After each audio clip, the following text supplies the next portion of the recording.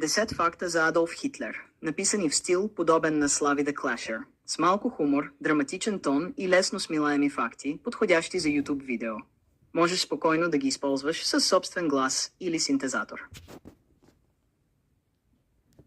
50 факта за Адолф Хитлер. Здрасти, YouTube!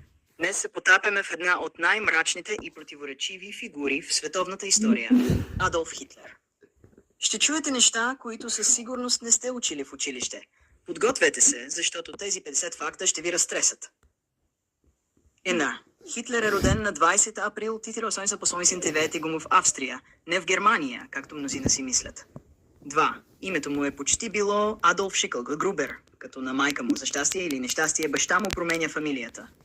Като дете искал да стане художник, не диктатор.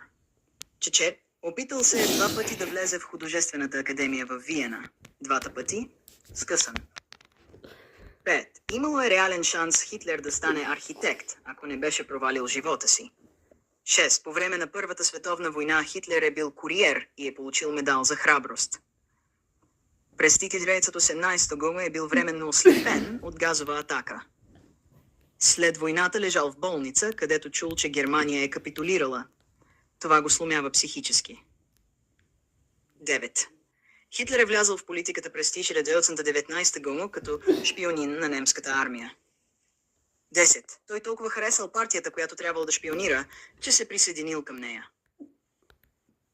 12. През 1923 година организира неуспешен преврат, Бирения пуч, и влезе в затвора. Докато е в затвора, написва прословутата си книга «Моята борба». 12. Книгата става бестселър, особено след като става канцлер.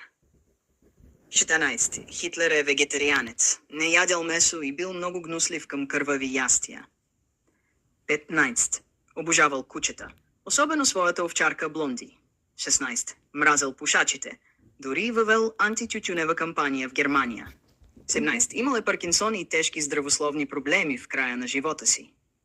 Бил е маниак на тема чистота, къпел се по няколко пъти на ден.